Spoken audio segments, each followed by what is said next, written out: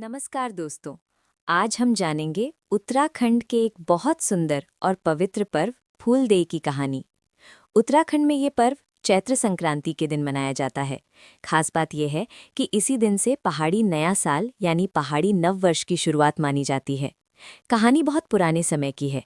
पहाड़ों ने एक छोटा सा राज्य था जिसके राजा थे घोघा जी।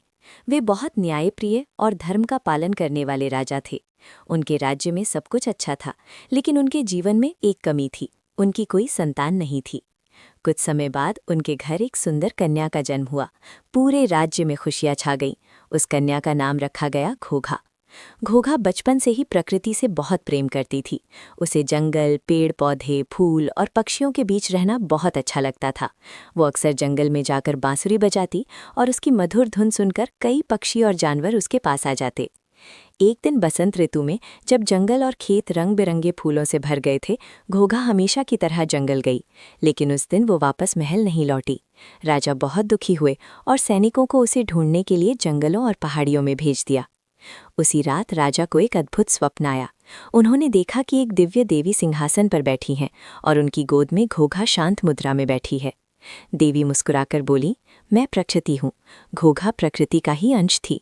वो इस संसार में लोगों को ये संदेश देने आई थी कि प्रकृति से प्रेम करो और उसकी रक्षा करो। देवी ने राजा से कहा कि चैत्र संक्रांति के दिन फूलों का एक विशेष उत्सव मनाया जाए, जिसमें बच्चे जंगलों से फूल लाकर घर घर के द्वार पर सजाएं। देवी ने यह भी कहा कि इसी दिन से पहाड़ों में नए साल यानी पहाड़ी नववर्ष की शुरुआत होगी, क्योंकि ये समय प्रकृति के नए जीवन और नई शुरुआत का प्रतीक है। तभी से उत्तराखंड में फूलदेई का त्योहार मनाया जाने लगा। इस दिन छोटे छोटे बच्चे टोकरी में फूल लेकर घर घर जाते हैं और द्वार पर फूल रखते हुए गाते हैं, फूलदेई छम्मा देई, द्वार भर भकार, ये देली सई बारंबार नमस्कार। दोस्तों, फूलदेई केवल एक त्योहार नहीं है, बल्कि ये प्रकृति से प्रेम, नई शुरुआत और पहाड़ी नववर्ष का प्रतीक है।